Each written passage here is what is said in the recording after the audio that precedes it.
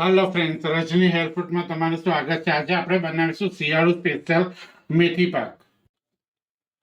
તો જો ફ્રેન્ડ્સ, આ પેન છે, તેની અંદર હું આ અડધો કપ અંદર ઘી અંદર એડ કરી દઉં છું. પછી આપણે જોઈશે ને એ પ્રમાણે આપણે અંદર ઘી એડ કરીશું. અત્યારે મેં અડધો કપ લીધું છે.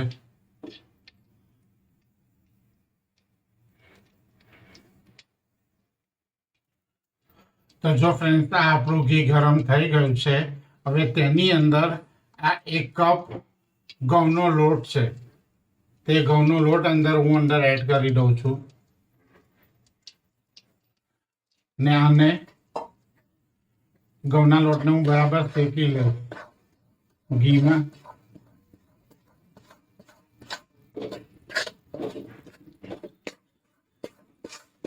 આ ઘઉંનો લોટ આપણો ગુલાબી થાય ને ત્યાં સુધી આપણે શેકવાનો છે.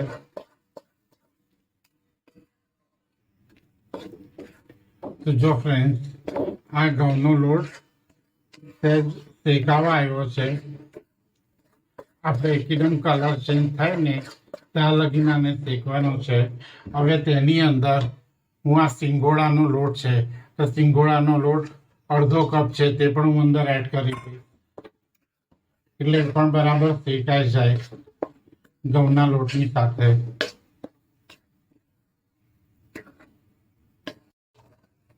તો જો ફ્રેન્ડ્સ, આ આપણો કલર પણ થોડો ચેન્જ થઈ ગયો છે ને જો આ ઘી પણ આપણું છૂટું પડવા આવ્યું છે.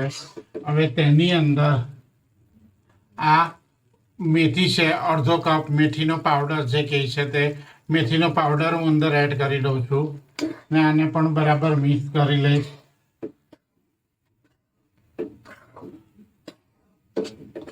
મેથીને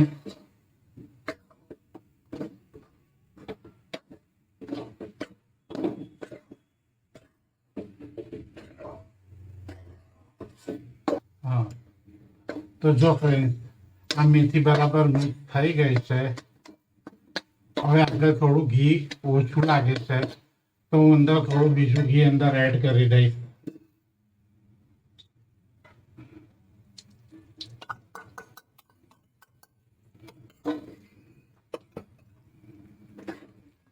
ને આને પણ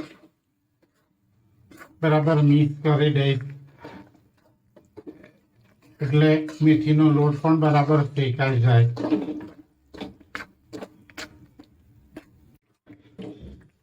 તો જો ફ્રેન્ડ, આ મેથી પણ અંદર આપણી બરાબર શેકાઈ ગઈ છે ને જો આ ઘી પણ આપણું બરાબર છૂટું પડી ગયું છે.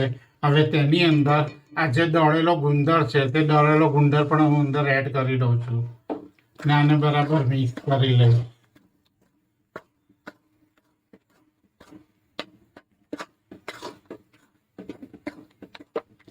હવે એની સાથે આ કોપરાનું છીણ છે, એ પણ અડધો કપ છે, તે પણ હું અંદર બરાબર મિક્સ કરી લઈશ, એટલે બધી વસ્તુ આપણી બરાબર મિક્સ થઈ જાય.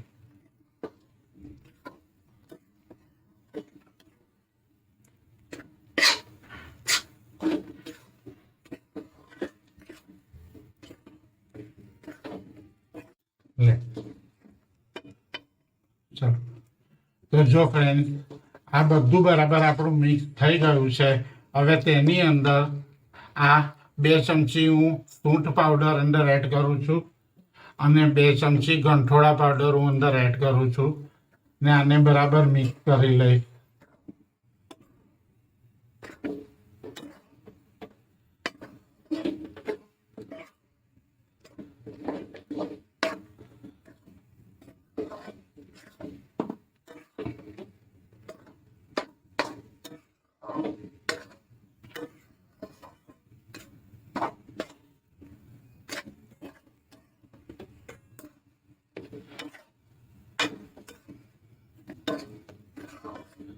તો જો ફ્રેન્ડ, આ બધું બરાબર મિક્સ થઈ ગયું છે. હવે ગેસની ફ્લેમ હું બંધ કરી દઉં છું ને ગોળ અંદર એડ કરી દઉં છું. આ ગરમ છે ને એટલે ગરમમાં જ અંદર ગોળ અંદર મિક્સ થઈ જાય.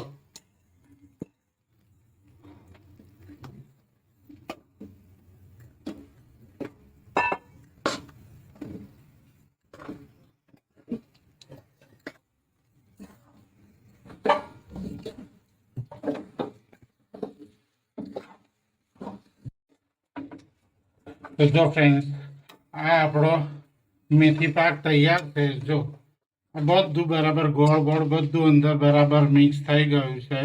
એક મિનિટ. તો જો ફ્રેન્ડ આ આપણો મેથી પાક તૈયાર છે. આ ગોળ ઘી બધું બરાબર અંદર મિક્સ થઈ ગયું છે.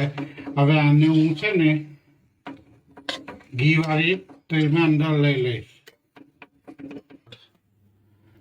તો જો ફ્રેન્ડ્સ આ હું બધું અંદર બરાબર લઈ લઉં છું. આ ગ્રીસ કરેલી જે થાળી છે ને તેની અંદર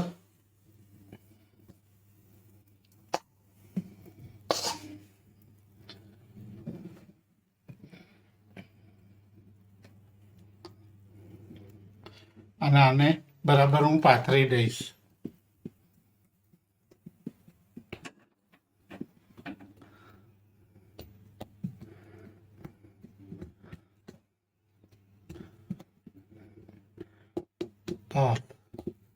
તો જો ફ્રેન્ડ્સ આ આપણું બધું અંદર બરાબર મિક્સ થઈ ગયું છે.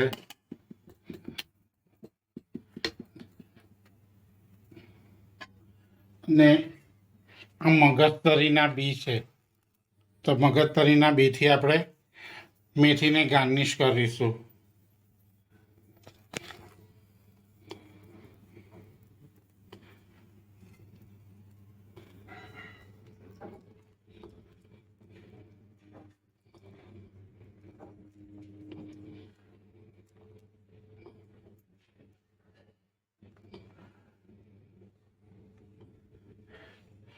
અને આને છે ને આ ઘીવાળા એનાથી દબાઈ દઈશું, જેનાથી મગજતરી અંદર બરાબર મેથીમાં બેસી જાય.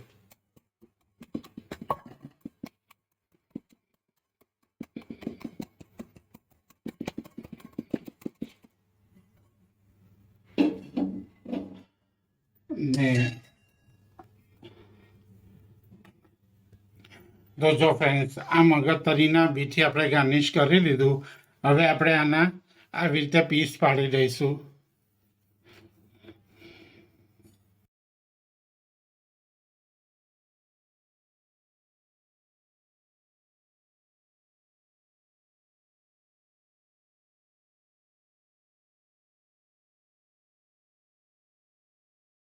તો જો ફ્રેન્ડ્સ આ આપણો મેથી પાક કમ્પ્લીટ છે.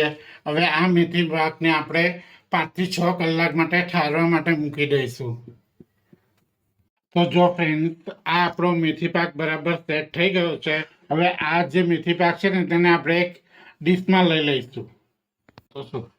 તો જો ફ્રેન્ડ્સ આ મેથી પાકને મેં આવી રીતે એક ડીશમાં લઈ લીધો છે. ચાલો તો જો ફ્રેન્ડ્સ આ શિયાળો મેથી પાક તમે પણ તમારા ઘરે બનાવો, ખાઓ અને એન્જોય કરો. અને તમે મારી ચેનલ રજની હેલ્ધી ફૂડને લાઈક નહીં કરી હોય તો તમે મારી ચેનલને લાઈક કરજો, સબસ્ક્રાઈબ કરજો અને બેલ આઇકન દબાવજો, જેથી મારી હરેક નવી રેસીપી તમને મળતી રહેશે. Thank you friends.